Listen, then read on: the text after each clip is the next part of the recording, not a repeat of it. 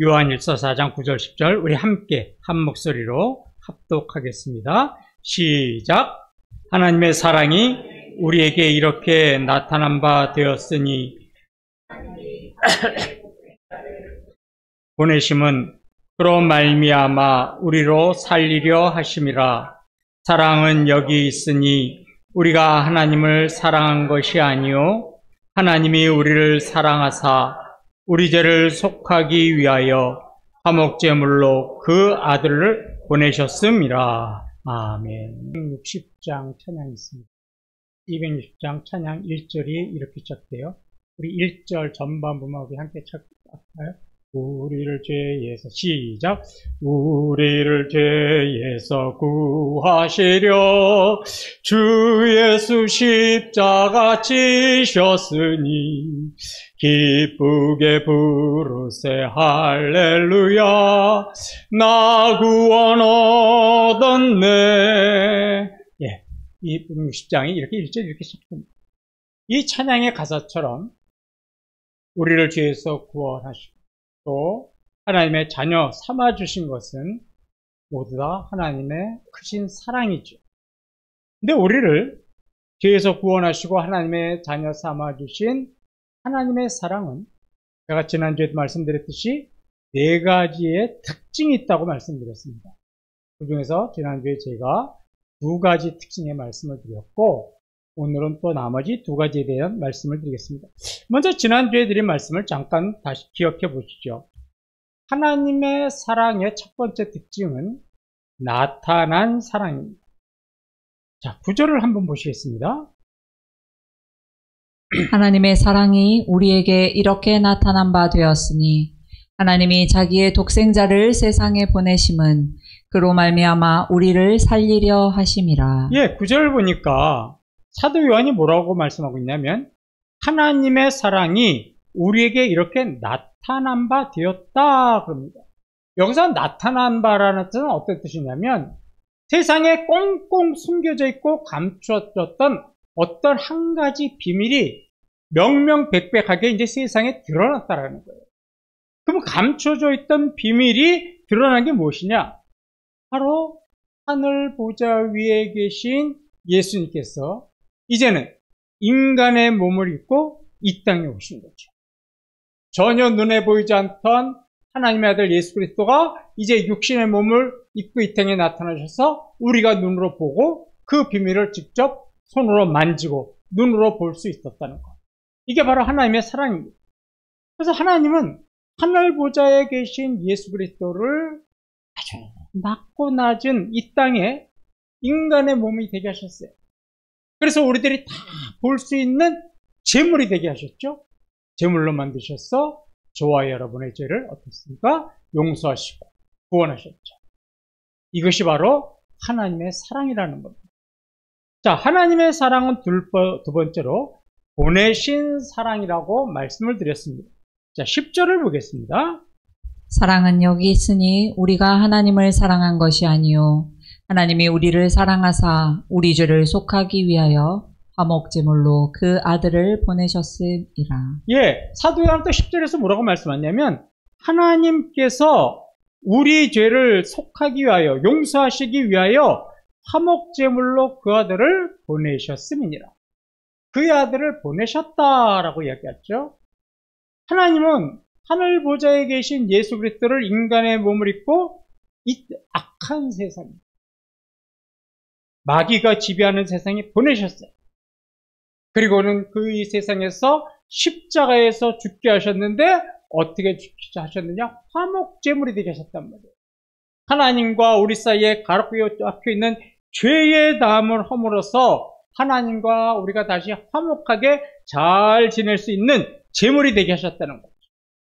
그래서 예수님이 십자가에서 화목제물이 되심으로 말미암아 어떻게 됐어요? 사랑받을 만한 자격이 없는 죄인들이 이제 어떻게 되는 거예요? 구원을 받고 영원한 생명을 얻게 된 거죠. 이것이 하나님의 사랑 두 번째 특징입니다. 여기까지가 지난주에 드린 말씀이죠. 전혀 새롭죠? 예. 그게 당연합니다. 얼마나 기억할 게 많아요. 자, 이제 오늘부터 말씀드린 이제 하나님의 사랑 특징 세 번째는 다시 구절로 돌아가 보겠습니다. 하나님의 사랑이 우리에게 이렇게 나타난 바 되었으니 하나님이 자기의 독생자를 세상에 보내심은 그로 말미암아 우리를 살리려 하심이라. 예, 사도 요한은 또 이렇게 말씀하죠. 하나님이 자기의 독생자를 세상에 보내심은 그로 말미암아 우리를 살리려 하심이라. 세 번째 하나님의 사랑의 특징은 살리는 사랑입니다. 살리는 사랑. 자, 한번 여쭤볼게요. 하나님의 사랑의 목적은 어디 있을까요? 구절을 보시면 힌트는 빨간 글씨지요? 네, 어떤 겁니까? 그렇죠. 하나님의 사랑의 목적은 저와 여러분을 살리는 겁니다. 예수 그리스도를 이 악한 세상에 보내신 목적도 저와 여러분을 살리기 위해서죠. 그래서 하나님은 거룩하신 예수님을 이 땅에 보내셔서 십자가에 죽게 하십니다. 이제 저와 여러분이 어떻게 됐어요? 새 생명으로, 새로운 심령으로, 새로운 사랑으로 거듭나고 살아나게 된 겁니다. 그런데요, 여기서 살아났다라는 말은 굉장히 독특한 말이에요. 이전의 삶이 계속 연장되었다 이런 뜻이 아닙니다. 과거에 내가 살던 삶이 하나님께서 살려주셔서 연장됐다. 예를 들어서 병든 사람이 있었는데 병으로 고생하다가 병이 잘 고쳐져서 그 생명이 연장됐다. 이럴 때 아우 나 살아났어요 그런 말 쓰죠? 여기서 쓰는 살아났다라는 말은 그런 말이 아닙니다. 살아났다는 말은 사도 바울이 아주 잘 표현한 말이 있어요. 예배소에서 옛사람을 벗어버리고 새 사람을 입으라. 옛사람을 벗어버리는 것은 옛사람을 다 어떻게 하는 거예요? 죽여버리고 이제 새 사람으로 다시 살아나라라는 거예요. 그래서 살아나는 것은요, 죄와 사망의 노예였던 저와 여러분이 이제는 하나님의 자녀로 180도 달라진 인생으로 살게 된 것. 이것을 살아났다라고 하는 거예요. 자, 예를 하나 들어볼게요. 뱀이 있어요, 뱀. 뱀은 하늘을 날까요? 못 날까요? 네? 네, 못 날죠. 뱀은 뭐 하늘을 난다는 것은 꿈을 꾸지도 못해요. 자, 그랬던 뱀이 이제 새롭게 태어나서 뭘로 태어났냐면 비둘기로 태어났어요. 그럼 날까요? 못 날까요? 아, 목사님 되게 유치해요. 그죠? 무슨 말씀이냐? 새롭게 태어났다, 살아났다라는 말이 이런 말이에요. 즉 무슨 말이냐? 의를 행할, 착한 일을 행할 능력이 아무것도 없었어요. 그냥 죄와 어둠과 사망의 권세 속에 또 살았던 사람이 예수 그리스도께서 살려주시니까 이제 어떻게 된 거예요? 의롭고 거룩하고 진실하고 선한 삶을 살아가게 되었다. 여러분들이 예수 믿기 전에는요, 착한 일 해봐야 착한 일이 아니에요. 의로운 일, 선한 일도 할 능력조차 없었어요. 그러나 예수님 십자가에 죽으시고 우리를 새롭게 태어나게 하심으로 이제 우리는 어떤 능력이 있어요? 의를 행할 능력이 있고 선을 행할 능력이 있는 거죠. 그래서 선한 삶을 살 수 있게 된 겁니다. 이처럼 하나님의 사랑은 우리를 살리신 사랑이에요. 그러면 하나님의 사랑은 사람을 살리는 사랑이에요. 세상의 사람은 제가요 발음이 잘 안 돼서 죄송해요. 사람하고 사랑하고 자꾸 발음해도 그냥 똑같이 알아들으세요. 이 사랑 이게 잘 발음이 안 되더라고요. 그러면 세상의 사랑은 사람을 살리는 사랑일까요? 어떨까요? 여러분, 세상의 사랑은 사람을 살릴까요? 그렇지 않아요. 비관적인 예를 하나 들어볼게요. 사랑이라는 이름으로 데이트 폭력이 이루어지죠. 그죠? 상대방의 의사와는 상관없이 그냥 집착적으로 어떤 사람을 몰래 따라다니면서 그로 인해서 그 사람에게 불안함과 위협을 주는 걸 뭐라고 그러는지 아세요? 이런. 자, 그래서 데이트 폭력을 한 사람과 스토커가 경찰에 붙잡혔어요. 경찰에서 왜 폭력을 행했어요? 왜 사랑하는 사람한테 폭력을 행했어요? 왜 스토커했어요? 그럼 뭐라고 대답할게요? 경찰이? 네? 너무나 사랑했기 때문이에요. 제가 사랑한 적밖에 없습니다. 내가 사랑했기 때문에 때렸습니다. 내가 사랑했기 때문에 몰래 따라다녔습니다. 자, 이런 세상의 사랑은 사람을 살리는 세상이 아니라 사람을 죽이는 사랑. 부모의 사랑도 마찬가지인데 여러분. 부모가 자식을 인류대야. 인류 직접 저기 뭐 우리들의 이야기 아니라 어디에요? 저 강남. 거기 대치동?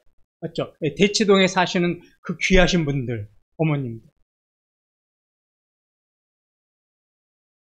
거기는요, 시험 때 학원 앞에 클락션을 울리면 난리가 납니다. 그쪽 지역 사람들은 불문율이래요. 그 학원 앞을 지나갈 때는 모두 울리지 말아요. 클락션도 아니에요. 자, 이렇게 자기 자식을 인류대학, 인류 직장에 다니는 것을 목표로 교육하는 부모들이 있잖아요. 그죠? 자녀들의 적성이 어떤지, 개성이 어떤지, 또 하나님이 주신 은사가 뭔지, 이거는 상관하지 않아요. 마치 자녀를 성적 올리는 기계처럼 만들어서 성적이 지상의 최고의 너의 목표다. 이런 삶을 살도록 강요를 합니다. 그러다 보니까 부작용이 나타나죠. 우리가 뉴스에서 가끔 보잖아요. 아이들이 성적이 떨어지면 어떻게 해요? 기관에서 자살하죠. 또 잠을 조금 덜 자려고 어떻게 해요? 각성제, 카페인 들은 각성제 약을 먹어요. 친구가 아니에요. 친구는 다 뭐예요? 경쟁 상대예요. 그죠? 네가 들어가지 못해야 내가 들어갑니다. 이게 학생들의 현실이잖아요. 그래서 이런 부모들에게도 똑같이 한번 물어보면 어떨까요? 아니, 자녀들 교육을 왜 그렇게 시키셨어요? 뭐라고 대답할까요? 내가 우리 자식을 너무나 사랑했기 때문에 잘 되라고 그랬습니다. 이렇게 세상에 삐뚤어진 왜곡된 사랑은요, 자녀를 병들게 하고 죽음으로 몰고. 그런데도 부모는 우리 부모 말고 저 대치동에 계신 부모님 전혀 모르고 있는 거죠. 얘들아, 대치동에 안 사는 걸 감사해라. 그럼 교회라고 별 다를까요? 교회도 별건 다르지 않아요. 교회는 모든 주님의 일을 할 때마다 뭐를 걸고 하냐면, 뭐를 앞세우냐면 주님의 사랑을 걸고요. 주님의 사랑으로 주님의 일을 합니다. 그러면 주님의 사랑을 걸고 주님의 일을 하는데 그 일을 하면서 서로 어떻게 해요? 싸우고 비난하고 헐뜯어요. 주님의 사랑으로 모인 교회가 성도가 서로 싸워가지고 어떤 성도는 교회를 떠나요. 사랑으로 일을 해야 하는 교회조차 이러니까 세상은 오죽하겠습니까? 사랑한다고 하지만 하나님의 사랑으로 일하는 게 아니에요. 형식적이고 위선적인 사랑으로 교회 일을 합니다.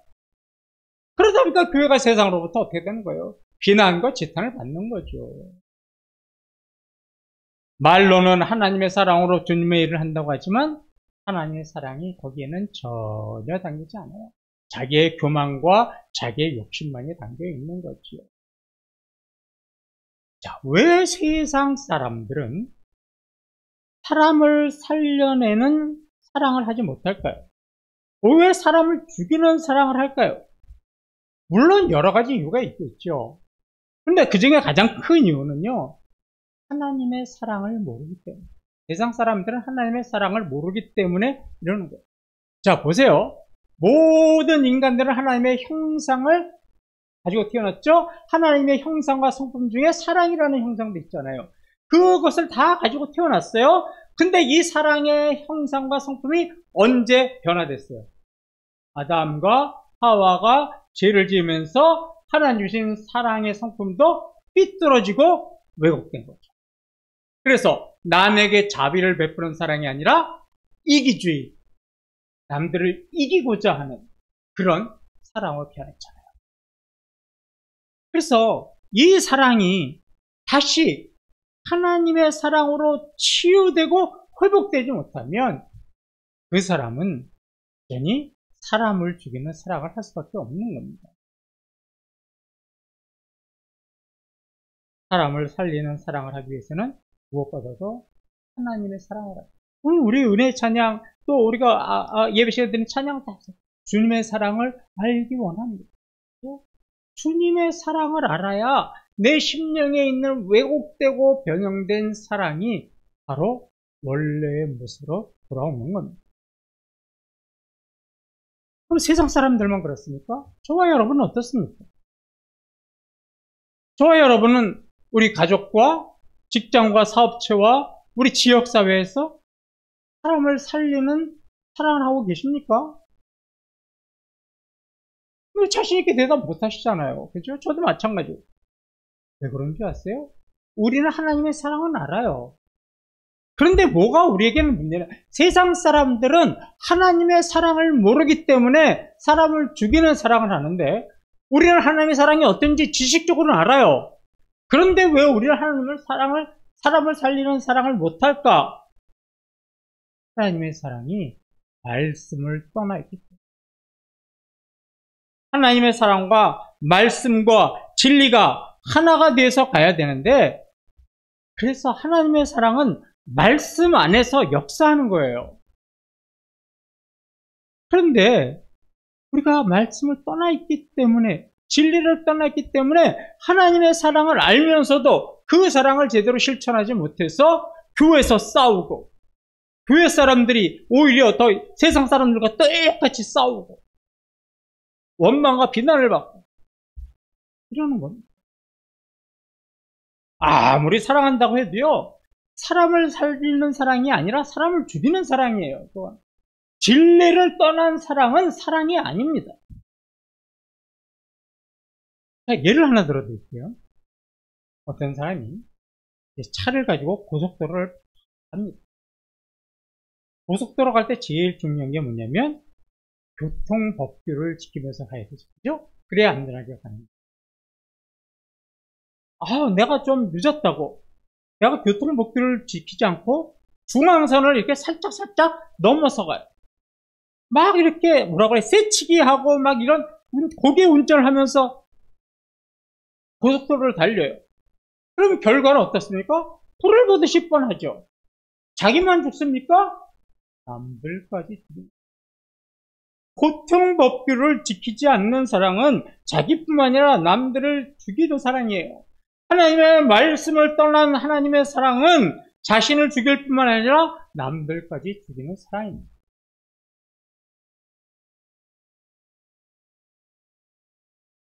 그래서 중요한 게 뭐냐면 주님과의 포용은, 주님과의 교제, 주님과 하나가 되고 말씀과 하나가 되고 진리와 하나가 되고 그 안에서 하나님의 사랑을 실천할 때 그 사랑은 가족을 살리고 직장 동료를 살리고 이웃을 살리는 사랑이 되는 겁니다. 자, 마지막으로 하나님의 사랑 네 번째 특징은 조건 없는 사랑입니다. 10절을 다시 한번 보시겠습니다. 사랑은 여기 있으니 우리가 하나님을 사랑한 것이 아니요 하나님이 우리를 사랑하사 우리 죄를 속하기 위하여 화목제물로 그 아들을 보내셨음이라. 예, 사도 요한이 뭐라고 말씀하십니까? 사랑은 여기 있으니 우리가 하나님을 사랑한 것이 아니요 하나님이 우리를 사랑하셨다, 이렇게 말씀해요. 자, 저 좀 보세요. 제가 지금 하나님의 사랑 몇 가지를 이야기하고 있죠?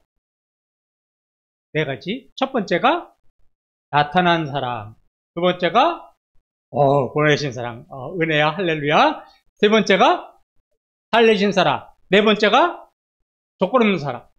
자, 네 가지 사랑 중에서 하나님의 사랑을 가장 잘 표현한 게 뭘까요?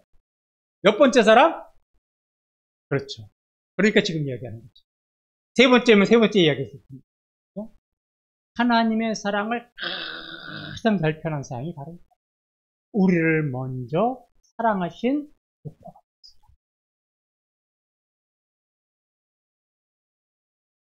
원래 사랑이라는 것은요, 잉글리시로 뭐라 그래요? give and take. 사랑은 주고받는 거죠. 사랑은 상호적이고 양방향적이고.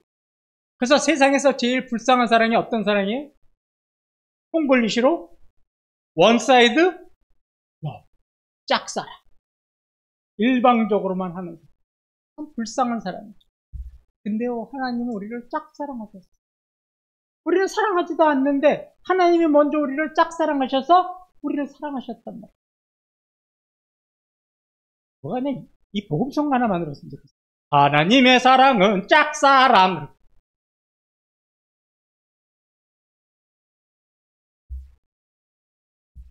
우리를 사랑하신 사랑은요, 우리가 하나님을 사랑하지 않았음에도 우리를 먼저 사랑하신 조건 없는 사랑입니다. 그래서요, 저 이거 기억났어요? C.S. 루이스라는 그 신학자 겸 철학자가 네 가지 사랑이라고 하는 책을 썼다는 거, 그거는 기억나세요? 아, 미안합니다. 새로 시작합시다. C.S. 루이스가 세상의 네 가지 사랑을 썼는데, 세상의 사랑은 어떤 특징이냐면, 필요에 따라 사는 사랑. 내가 필요해야지 하는 사랑이에요. 근데 하나님의 사랑은 뭐라 그랬냐면, 선물 같은 사랑. 내가 하나님을 사랑하지도 않았는데 하나님이 나에게 선물을 주셨단 말이에요. 사랑이라는 선물을 주셨어요. 그래서 하나님의 사랑을 선물 같은 사랑이다. 그것을 잘 말씀해 주는 게요, 로마서 5장 8절입니다. 우리 함께 읽읍시다. 로마서 5장 8절 시작. 우리가 아직 죄인 되었을 때에 그리스도께서 우리를 위하여 죽으심으로 하나님께서 우리에 대한 자기의 사랑을 확증하셨느니라. 예, 사도 바울이 뭐라고 했냐면, 예수님은 우리가 아직 죄인이었을 때, 우리가 하나님을 사랑할 때가 아니에요. 우리가 죄인일 때 우리를 위해서 죽으심으로, 사랑하셨으니까 죽었겠죠? 죽으심으로 조건 없는 사랑을 보여주셨습니다. 이렇게 이야기하고 있어요. 죄인이었을 때 하나님이 사랑하셨다는 게 무슨 말이냐면, 우리가 하나님을 알지도 못했을 때 사랑하셨다는 거예요. 우리가 하나님과 원수지간이었을 때 하나님이 우리를 사랑하셨다는 겁니다. 그래서 십자가에서 죽으셨다는 거예요. 이 하나님의 조건 없는 사랑이 얼마나 크고 놀라운 사랑인지는 세상 사람들의 사랑을 보면 금방 비교가 돼요. 제가 아까 말씀드렸잖아요. 세상의 사랑은 상호적인 거예요. 누군가가 나를 사랑해줘야 나도 그 사람을 어떻게 합니까? 사랑하죠. 내가 누군가에게 사랑받지 않으면 자기도 사랑을 주지 않아요. 이게 세상 사람들의 속성이죠. 세상의 사랑은 자기 필요를 채우기 위한 사랑이에요. 내가 뭔가 필요를 하기 때문에 사랑하는 거예요. 또 세상의 사랑은 상대방의 반응, 상대방의 결과에 굉장히 민감해요. 내가 사랑한다고 수십 번 얘기해도 아무런 표정이 없어요. 그럼 사랑이 어떻게 됩니까? 서운하게 식어버려요. 나는 생일 선물로 10만원짜리 핸드백을 해줬는데 내 생일 때는 아무것도 없어. 그럼 사랑이 어떻게 돼요? 식어요. 이와 같이 세상의 사랑은 필요에 따라하는 사랑이에요. 만약 이렇게 된다면 더 이상 사랑할 이유를 찾지 못합니다. 그런데 우리 하나님의 사랑은 어떤 사랑이에요? 이런 것 조건을 아무런 상관없이 먼저 사랑하신 조건 없는 사랑이다. 요한일서 4장 19절을 말씀을 봅시다. 우리가 사랑함은 그가 먼저 우리를 사랑하셨습니다. 예, 사도 요한이 우리에게 권면하는 게 뭐냐면, 여러분이 먼저 사랑하십시오. 왜 여러분이 먼저 사랑해야 하는지 아십니까? 하나님께서 여러분들을 죄인일 때 먼저 사랑하셨기 때문입니다. 그래서 우리는 하나님의 이 네 가지 사랑으로 은혜를 받고 구원을 받은 사람이라면 우리는 어떤 자세로 살아야 되냐면 내가 먼저라는 자세로 살아야 돼요. 단집사님이 나를 용서하기 전에 내가 먼저 단집사님을 용서해.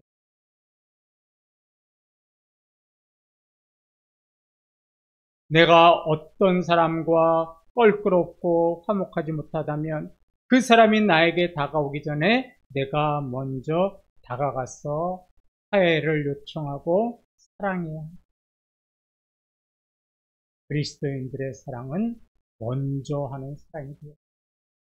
왜요? 주님이 우리를 먼저 사랑하셨기 때문이죠.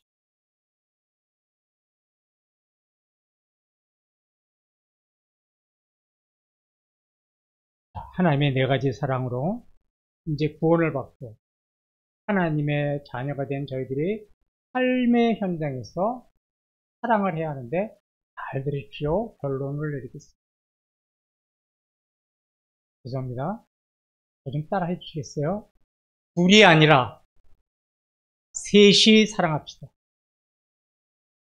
뭔 뚱딴지 같은 소리야? 둘이 사랑하는 것인데 셋이 사랑하는 걸 무슨 관계라고 그래요? 네. 여러분 사랑 그렇게 하라는 거 아니에요? 잘 들어보세요. 또 이거는 그냥 잘못 들어가지고 우리 목사님 삼각관계 사랑을 하래? 이러지 마시고 둘이 아니라 셋이 사랑. 이래야 사람을 살다. 무슨 말이냐? 가정에 부부가 있어요. 부부가 남편과 아내가 있어요. 둘이 어떻게 합니까? 사랑하죠. 둘만 사랑하죠. 가운데 누가 있어야 돼요? 하나님의 사랑이 있어요. 그래서 셋이 사랑. 둘이 사랑하다 보면 뻔질나게 사랑했다가 뻔질나게 싸우고 다투고 뛰쳐나가고 그 사랑은 사람을 죽이는 사랑이 될 수 있는데 남편과 아내 사이에 하나님의 사랑이 들어가 있으면 그 부부간의 사랑은 죽이는 사랑이 아니라 어떻게 되는 거예요? 아이고 저 화상 어제도 술 처먹고 들어왔는데 내가 저를 살리나 죽이나 그래도 하나님 그래도 제가 용서해야 되겠지요. 그럼 그 사랑으로 용서하고 먼저 참고 견디고 시도하는 사랑. 부모와 자녀. 부모들은 뭐 자녀를 말씀으로 잘 양육하고 자녀들은 뭐 효도해라. 이게 말같이 쉽지 않아요. 그런데 이게 가능한 방법이 있단 말이에요. 부모님과 자식 사이에 누가 있어야 돼요? 제3자인 하나님의 사랑이 있으면 부모는 말씀으로 자녀들을 잘 양육할 수 있고 자녀들은 순종하고 효도할 수 있는 거예요. 연인끼리도 마찬가지죠. 연인들 사이에도 하나님의 사랑이 있어야 데이트 폭력이 없는 거예요. 알아들었니? 거기 뒤에 있는 사람 하나님의 사랑. 우리가 아는 모든 사랑에는 장로님과 제가 사랑할 때도 장로님 사랑하다 보면 어떤 때는 짜증이 나요. 어떤 때는 왜 그런 말씀을 하셨는지 어떤 때는 왜 목사님이 그런 말씀을 하셨는지 짜증이 나요. 그런데 그 가운데 누가 깨어있으면 하나님의 사랑이 깨어있으면 이 말씀을 통해서 또 나의 후모를 깨닫게 하시는 하나 감사합니다. 오늘의 말씀은 별로 아니에요. 삼각관계가 우리의 사랑하는 사이에 누가 깨어있어요? 하나님의 사랑이 깨어있는 그런 삶으로 이번 한 주간도 먼저 다가가서서 용서하시고 먼저 다가가서서 사랑하시는 우리 이태영교 성도님들 되시기를 주님의 이름으로 축원합니다.